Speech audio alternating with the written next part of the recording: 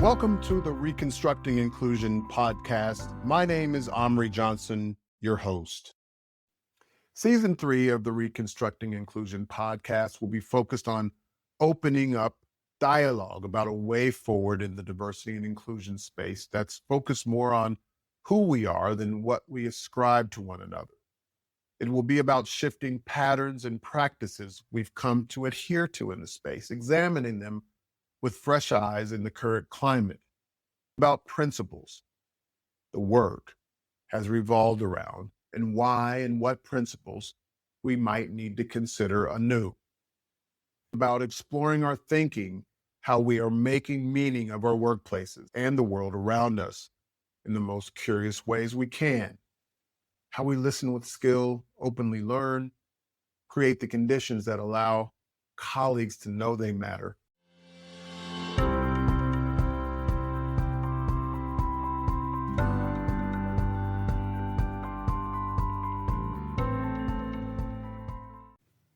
Welcome to the Reconstructing Inclusion podcast. This is Amri, and I am joined by Steve Robbins. Now, I've known Steve for a little while, but we never really connected. So when I started looking at what he was up to, I got more and more curious, particularly in the times we're in right now in this so-called diversity space. Steve doesn't necessarily consider himself a diversity guy, but we're going to talk about that. Steve, welcome to the Reconstructing Inclusion podcast. Thanks so much for having me, Amri. It's an honor to be with you and do the stuff that you do, and I love what you're doing. So thank you. So, Steve, look, we always start this off with a couple questions. Okay. And we start with a favorite song or movie that you return to over and over again. So Okay. What's that song or movie that you just keep going back? I think my favorite, if I go movie-wise, it's The Princess Bride. The Princess Bride. You're not the first person that said that. Yeah, it's a Princess Bride. Okay. Yeah. And then a person. So the second question is one book or one person that has influenced or inspired you personally or professionally in your life or career journey. So when it comes to human beings, that'd be my mom.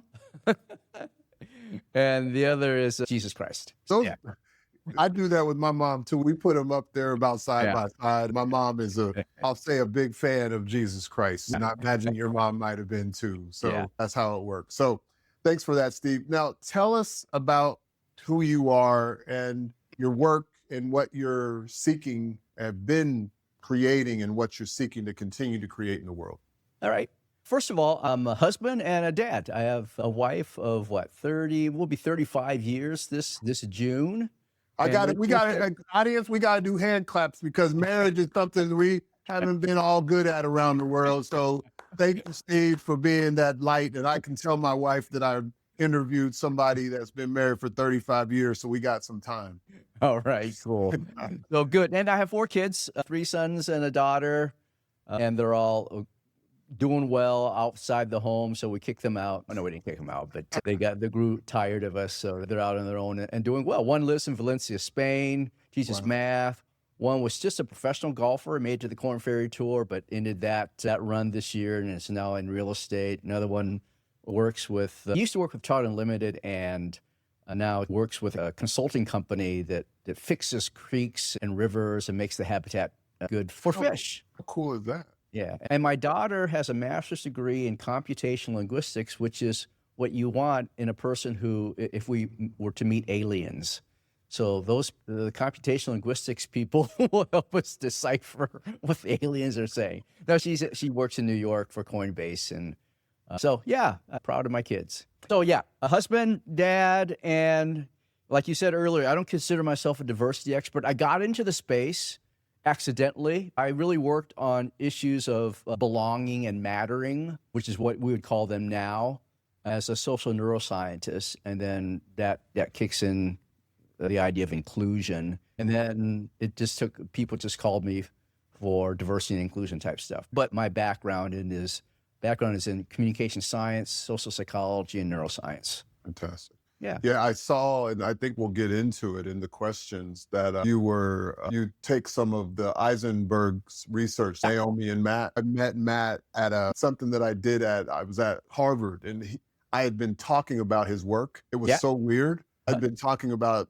particularly the case where they gave paracetamol when somebody felt like they had physical pain, and we'll talk about it. And then he just walks in the door, and I was like, whoa. So I'll never forget that. So bizarre. Yeah, it's great. So let's jump in, Steve. So you just alluded to it. You oftentimes push back on this label of so-called diversity expert. I do too, by the way. Yeah. You prefer to call yourself a student of human behavior, cognitive neuroscience. You've been on this journey, and it came out of some tough times for you. Tell us about that, immigrating from Vietnam, facing what you faced. Tell us more. Yeah, a shorter story. It can go in great lengths, but the shorter story is I was born in Vietnam, came to the United States when I was 5 years old with my mom. She married an American serviceman, and we came here in 1970. Grew up in inner city LA areas like Compton and Long Beach, but that wasn't the worst of my situation. It was my stepfather that was the worst. So he was very psychologically and physically abusive to my mom and me. I don't want to get into the details. He's a bad person. The detail I give to let people know how bad he is in 1984, he was convicted of raping my little sister, his daughter, my half-sister. She ran away from home about a year later. So that would be 1985, and we haven't heard from her since. She's believed to be killed, a victim of the Green River Killer. Wow. But we've never found any remains to check. Wow. So after that, my mom goes in a spiral downward, Great Depression. She commits suicide, takes her own life 6 years later in November 1991, just a few months after I get married. Right. Wow. That was also the first semester of graduate school for me at Michigan State University. Go green. That's our little secret handshake. Go green, go white, right?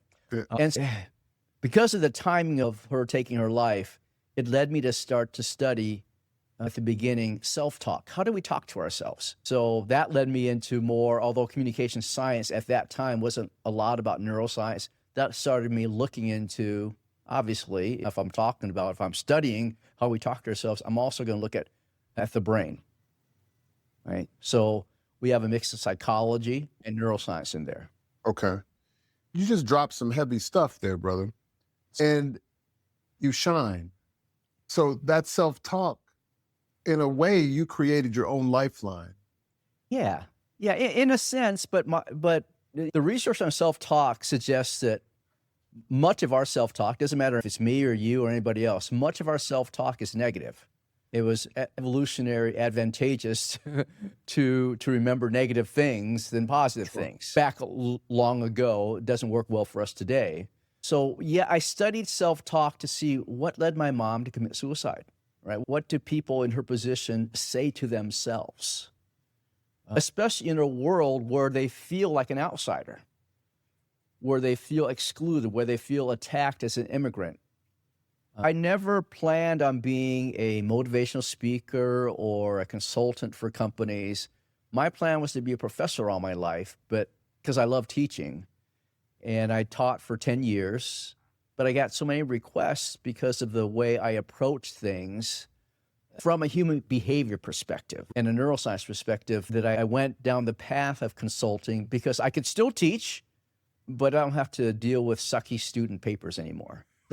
Especially the AI written ones, right? That's right, exactly. I want to tap into this a little bit more, Steve, because I think the stories we tell ourselves can be extremely empowering or the opposite. Yeah.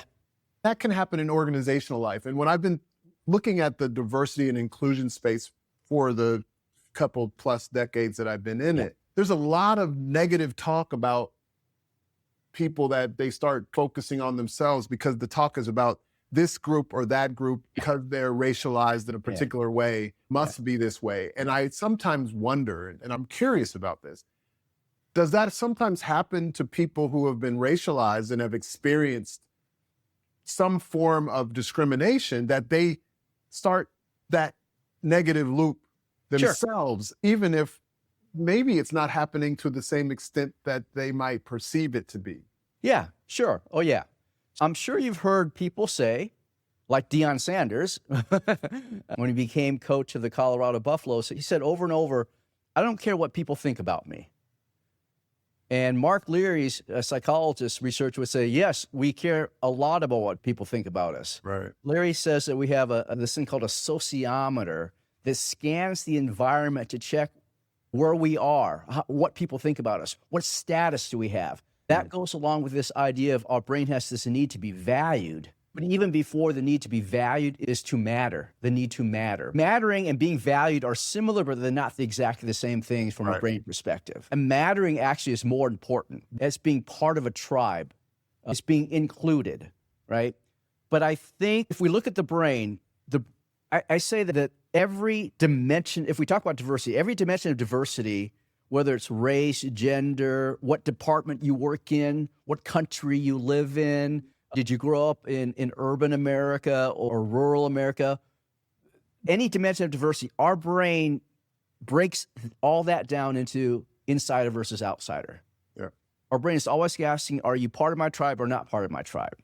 And if we would start there, if we would have started there in the 70s in the United States, I think more people would have, whether they're Asian, black, white, they would have been more open to the idea of inclusion.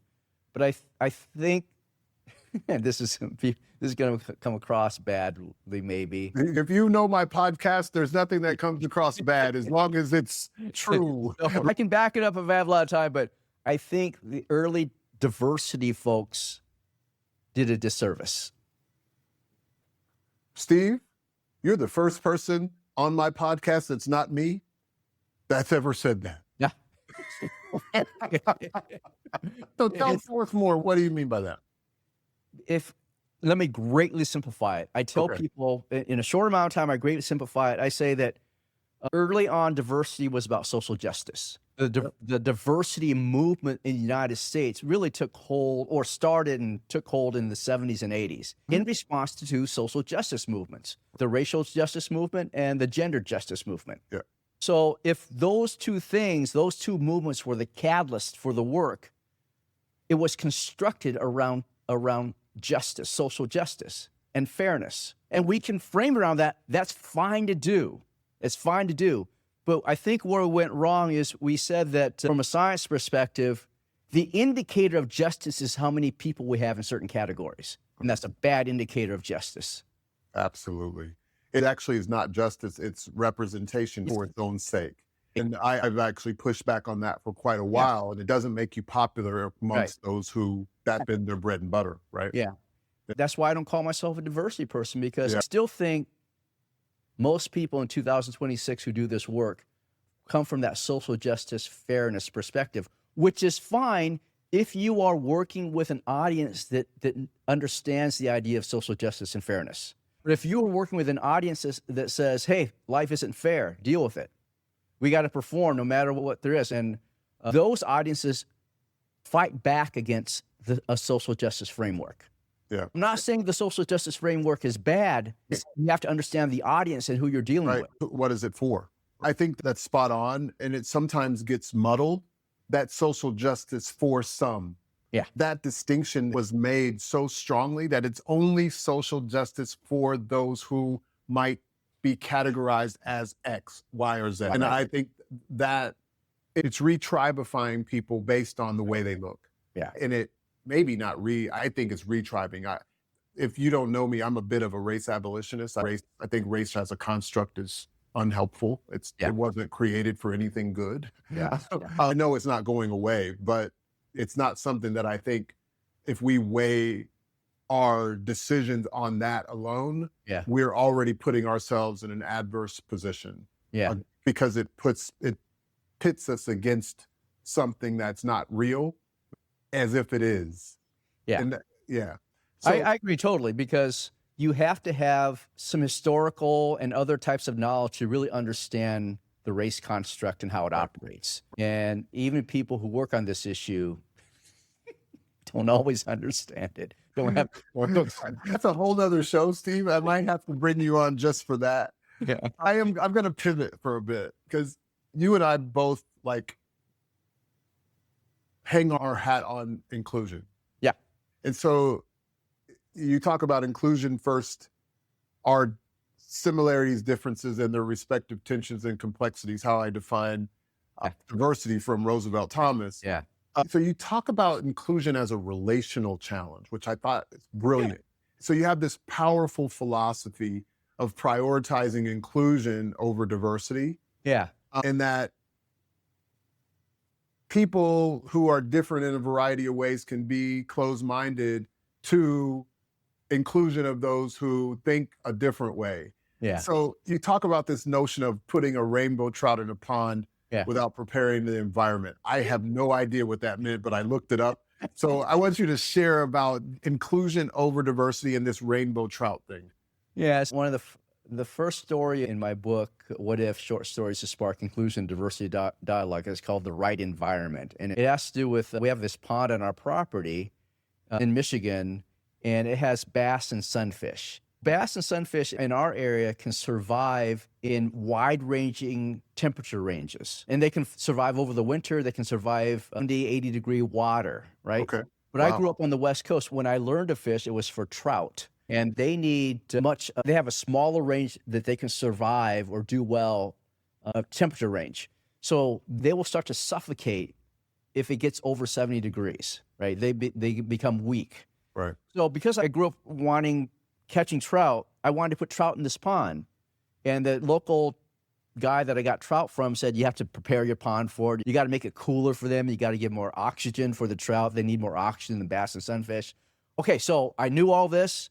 I bought a bunch of trout, hundreds of trout, put them in the pond, but I never prepared the pond for the trout. Wow. So I wanted the trout, but I didn't make their environment hospitable to them. Not because I didn't want to. It wasn't intentional that I put them in dangerous environments. I really wanted them, but I just didn't do what I was supposed to do. And I used that story to initially to help organizations understand that you may want people who are different to help with creativity and innovation. They have different experiences, different knowledge bases. But if you're not willing to change your environment for those type of people, then you can expect them to leave. Yeah. And so when I want different types of folks and I want them to survive, that's really more about inclusion. What I heard from that, Steve, was it's about creating the conditions for them to be able to thrive. Right. Right. Yeah. And how do companies digest that construct? Because it might be, you mean I have to prepare the environment for everybody? My answer would be, yeah. and your answer would be for the fish, yeah, because the other fish can survive at all temperatures. These fish need some adjustment. Yeah. When you talk about this concept about preparing the environment, how do your clients respond to that? What's their first kind of inquiry back to you when you use that analogy? Let's go back at what I said in the chapter in the book. I said, if I were to prepare the environment for the trout, I also make it better for the bass and the sunfish. And one of the things that I've been saying for the last 5-6 years was that sometimes we make the work of diversity, inclusion, DEI, whatever we want to call it today, sometimes we make that work too complex for people, right? And it comes down to this. Do you have a caring environment? Do people care about each other? That's universal. So it's not about, oh, we need to care about those outsiders coming in more than the insiders who are already here. We need to teach people to care about people who they work with, care about their colleagues, care about the team. In research, sports research shows that there's a high probability the team will do well if when individual players are asked, why do you try so hard? Why do you practice so hard? Why are you the first one in and the last one out? An indicator of the team will be highly successful is the answer is often because I don't want to let my teammates down. So if we can kind of use universal human behavior and general human behavior, if we break down the work of D&I to caring about others, then we can simplify it. And then we can get at skills that help people to care about others. That makes me think about hero skills. I'm going to come back to them because this sign is right in the back of us. So I need to be able to actually talk about hero skills. Even though we don't always do videos of this podcast, hero skills is in Steve's background. So I'm going to come back to it. Steve, before I do that, the care part is really important to me. One of the fundamental dynamics of what care is, and there's so much good literature on caring. One of my favorite philosophy books is called On Caring, and it's this kind of reciprocal way of being that kind of speaks to our interdependence. If I care for you and you grow, I can't grow without you, right? It's by Meyerhoff. Yeah. So that book was really powerful to my work even today. I read it probably 10, 12 years ago. Now, exclusion hurts. Yeah. It's painful. Yes. Talk to us about how that occurs and how we can mitigate that. Because sometimes people don't realize how painful social exclusion or exclusion in general can be. Yeah. So just, you know the research, but I'll just kind of, the research by Eisenberger and Lieberman, but started by Eisenberg, that shows that when a person feels excluded, feels like an outsider, when a person, in a sense, has been bullied, the dorsal anterior cingulate cortex and the right ventral prefrontal cortex light up. Those areas also light up when a person experiences physical pain. So these researchers basically concluded that social pain is like physical pain. Although we feel them differently, we feel a slap on the face and being ridiculed or mocked in a meeting as different things, they're processed by the brain the same way, as pain, right? And that has an impact on performance because pain requires attentional resources from our brain. And we can't, contrary to popular belief, we can't pay attention to more than one thing at any given moment in time. So we really can't multitask. And so if your brain is switching back and forth between and among items that it needs to pay attention to, it can't perform any task optimally. That's why driving and texting is akin to drunk driving. Sure. Do people always recognize that dynamic? Because the cost, especially right now, everything is about efficiency, right? With the AI age, that's been the main excuse. We're going to be more efficient. Right. And, somebody's going to have to prompt the machines at some point. You can't get rid of them all. But the resources, given so much information having to be processed now by humans, in addition to doing so with the AI, impact on that kind of, we can call it incivility, we can call it social exclusion. The resources needed are diminishing. And what I'm hearing from you is that gets in the way of people being able to perform, and therefore gets in the way of the efficiency goals that a lot of the AI age has been backed up by.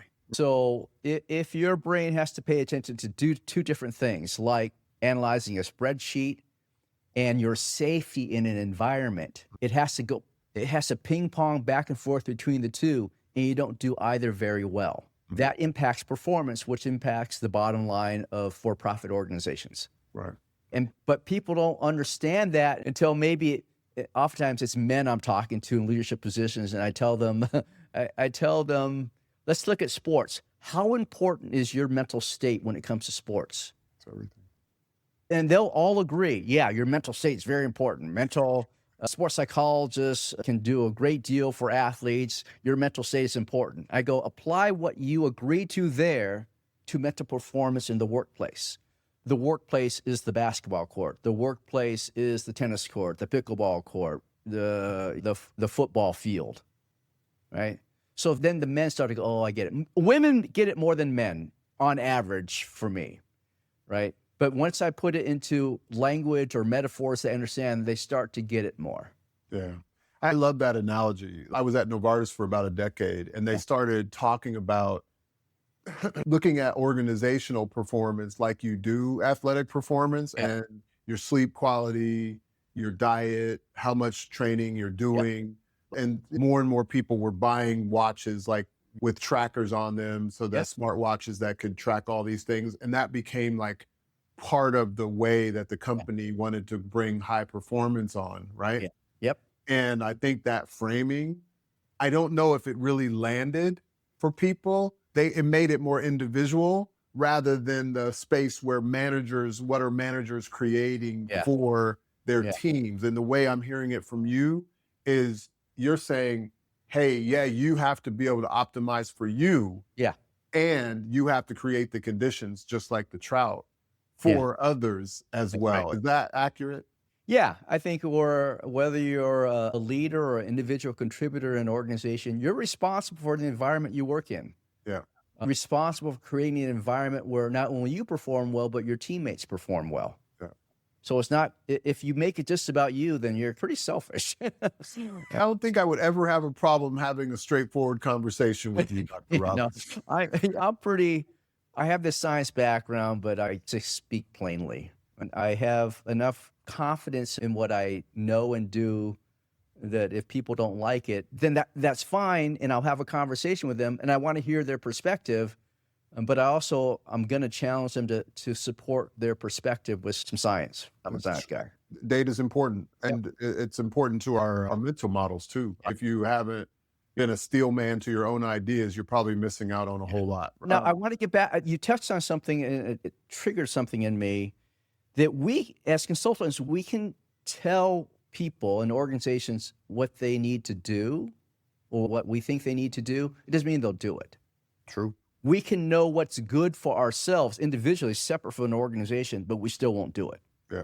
I tell people the best thing you can do that you have lots of control over, the best thing you can do for yourself so you're not a sucky person the next day, is to get enough sleep. Yeah. So most of us, whether we think or so or not, most of us have a lot of control over how much sleep we get. Maybe not parents with newborns, but like that. But a lot of us have control over the amount of sleep we get, and we don't get the amount of sleep that we actually need for present health and future health. Sure. Let's go to sucky people. Did I say that right? Did I say don't be sucky? My saying is be less sucky. Be less sucky. How can people be less sucky, Steve? I mean, let's see if we can frame this with, you talk about this ancient brain. Yeah. And maybe, I don't know how well these come together, but the ancient and the modern brain and being less sucky, do those things connect at all? Yeah. They connect a great deal. So the long and short of it is the ancient and the modern brain they exist. Those are my terms. If you read Daniel Kahneman's book, Thinking Fast and Slow, he'll refer to what I call the ancient brain as System 1, which is automatic, reactive, more emotionally based, right? My modern brain is his System 2. It's more deliberative, it's rational, it's logical. It can think about things, analyze, and plan. And so the issue we have is that the research suggests that 70 to 80% of our waking hours is spent in our ancient brain. We live life rather reactively, based on cognitive scripts and mental models. And we don't think a lot about things that we do, which is actually good, makes us very efficient. But there are times that we need to be, as I say, modern brainish. We need to be able to reflect, pause and reflect, think about things, and decide if we have different options for how we want to respond. Whereas our ancient brain says, I did this last time, I'm going to do it again because of the stimulus. And so what that leads to in times of stress and tiredness, it leads us to eventually saying, I wish I hadn't done that. I wish I hadn't said that. That's us being sucky, not showing up not the way we wanted to. Our better angels were left behind, show up the way we had planned or know that we should. And that is our ancient brain actually doing lots of things to protect us. But it forgets that we are in 2026 now, not on the Serengeti. Not everything is a threat. So how do we be less sucky? I think that's where also my hero skills come in. Okay. Hero stands for humility, empathy, reflection, and open-mindedness. And the key skill there, the foundational skill, is reflection. This is, using my terms, modern brain-ish. It is the ability, it relies on metacognition, the ability to think about our own thoughts, think about and recognize our own emotions so that we can use those thoughts and emotions to lead us down a good path and not a bad path. So when I talk about reaction and response, I differentiate the two by saying we react without permission. Our ancient brain reacts without permission, conscious permission. Response is more deliberate and intentional. Here's an example of reaction. What's 2 plus 2? 4. Yeah, but you didn't have to ask your brain to give you the answer 4. In fact, you couldn't tell your brain not to give you the answer 4. Spit it 4 out, whether you said it or not, it popped up in your head. That is your ancient brain reacting to a stimulus. Now, if I change the base on you, from base 10 to base other math, another type of base math, then the answer is different. But you have to use your modern brain to think about that. So those are the differences between the two. The foundational hero skill reflection helps us to think about, to recognize when we've been triggered, for example, to decide what options we have and to respond instead of react. I was just on a Substack rabbit hole a couple days ago about reflection. Yeah. And one of my favorite polymaths that writes about polymathy was talking about reflection. And then I saw something about a tech bro that just believes that reflection is completely unhelpful. I think it was Andreessen. Okay. And he says, I never self-reflect. I'm never reflective. I'm never introspective. And I was like, what would Dr. Robbins say about that? I don't need to talk about Andreessen. He is who he is, but there are some people that don't necessarily think along the lines of self-reflection, either because they have enough power that they don't feel like they have to, or for whatever reason. What happens in organizations when there's a kind of consistent lack of self-reflection or reflection as a part of hero skills, for example? Because what concerns me right now in the AI age, I don't see as much reflection inside of organizational life. And I wonder what the cost of that is. Yeah. One of the costs of not reflecting is not being able to come upon corrective behavior, meaning our brain does this thing called Bayesian updating. It's always grabbing information from the outside world to decide whether it should stay on the same path or decide on a different path, right? If you have enough power, if you're in a leadership position, you don't really care about what other people think about you. So there's no cost to self-reflect. But what happens then is you have a situation where the people around you feel like they're walking on eggshells all the time. So if you are so arrogant to believe that you don't need to self-reflect, like Andreessen is, and I'll say that, then I would guess, I would make the assumption, I would bet that there are a lot of people around him, whether at work or home, who walk on eggshells a lot around him. What's the cost of that, Steve? The cost of that is relationships. Yeah. And the cost of that is hurting other people, causing other people social pain. Right. Yeah. So if he doesn't self-reflecting it for me, again, put in sports terms, it's a team going back and looking at game tape. Yeah. To see what they did well or what they need to correct. Right.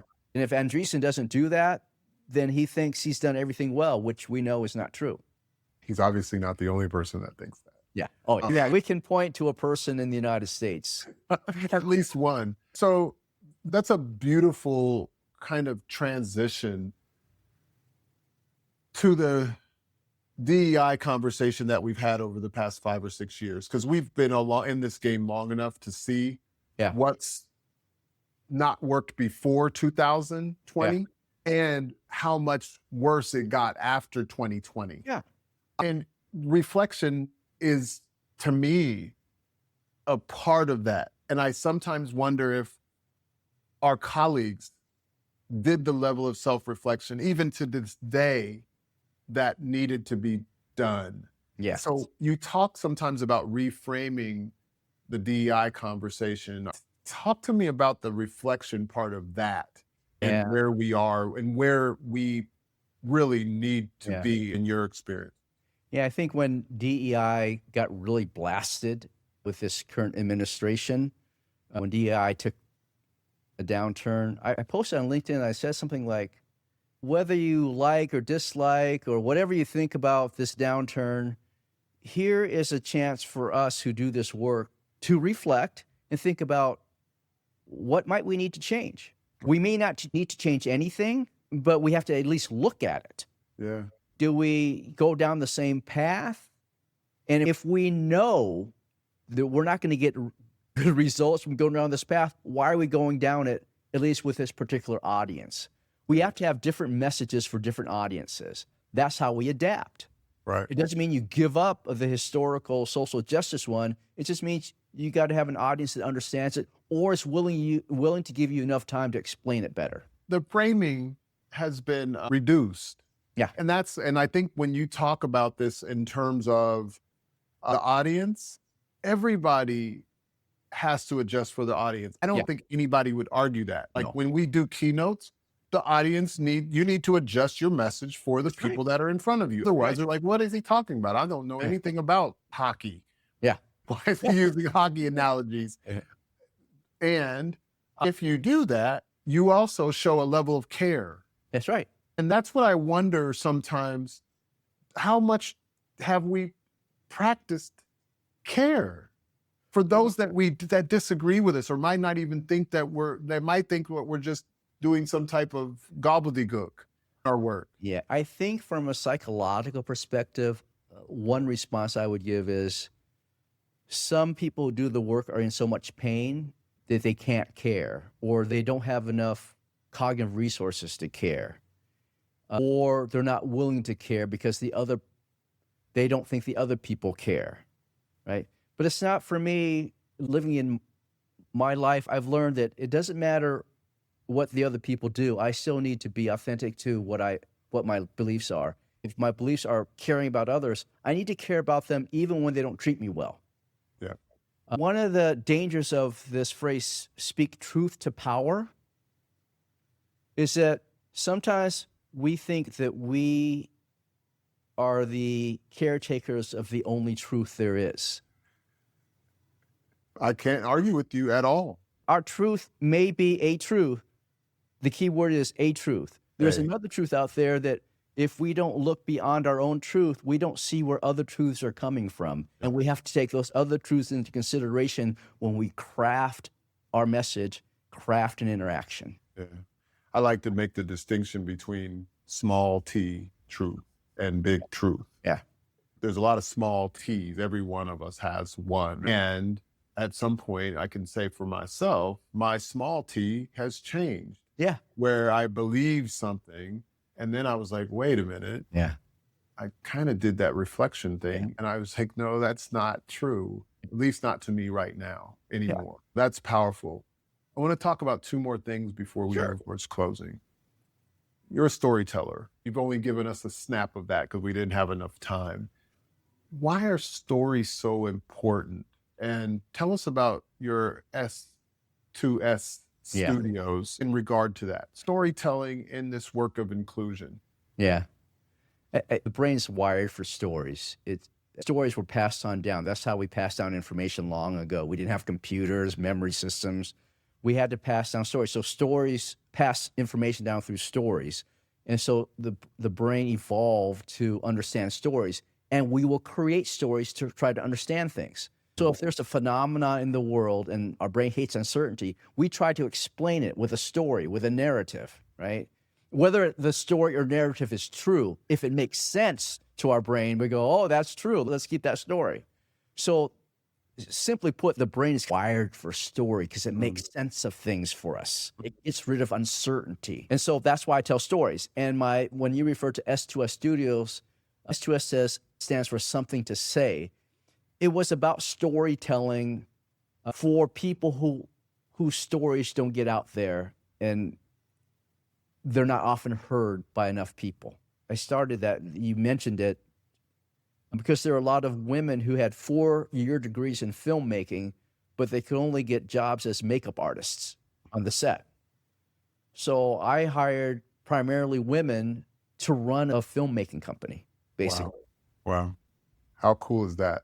That's something that you all need to look up and read in Steve's book, because that's a construct that says you have all this potential bottled up that you haven't let be unleashed. That's right. And you just found a mechanism for it to be unleashed, and you tapped into a superpower of these that happen to be women. Yeah. And that's what I think organizations miss, because you miss those stories, because stories to me are just perspectives. Yeah. If you're not hearing the perspectives of folks, one, you're not necessarily reflecting that they matter, and two, definitely not caring, and you're just missing out on the gold mine that is in these people. Right now, I think ideas and perspectives are more valuable than any compute that these companies are buying, but I don't think everybody is necessarily connecting the dots in that way. Yeah, because our brain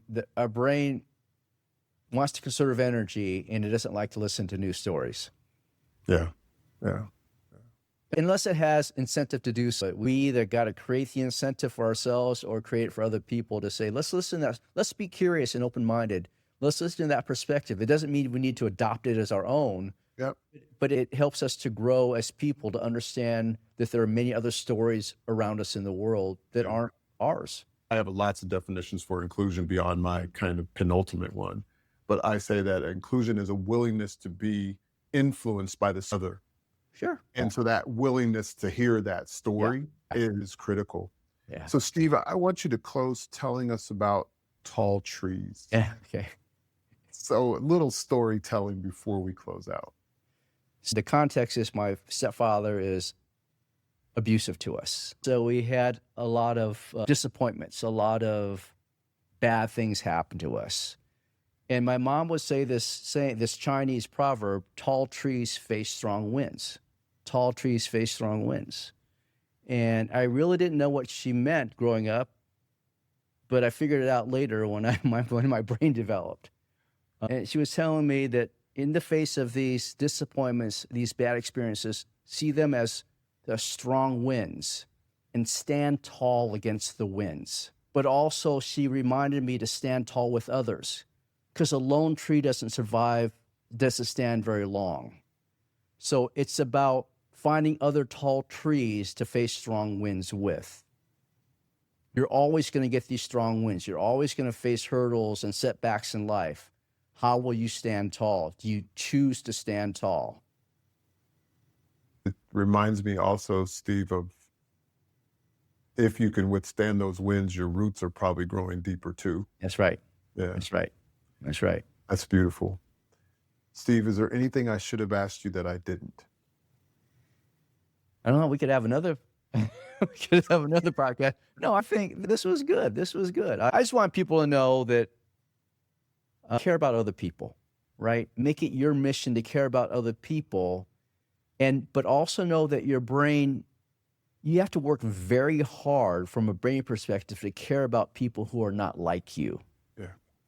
But if you're a really caring person, you would care for those people. That's the true measure of caring people.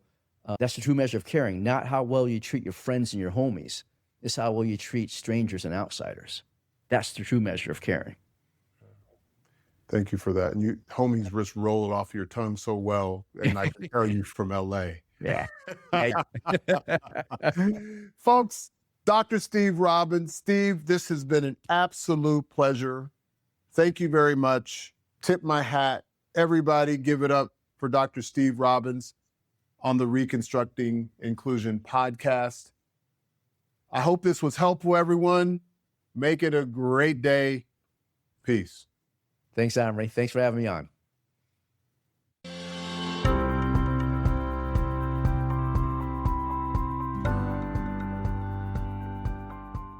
If you are committed or simply a little bit curious about how to make DEI accessible to everyone, actionable, that is, unambiguously prioritized and sustainable, aligned with personal and organizational purpose, hit the subscribe button. Make it a great day. Peace.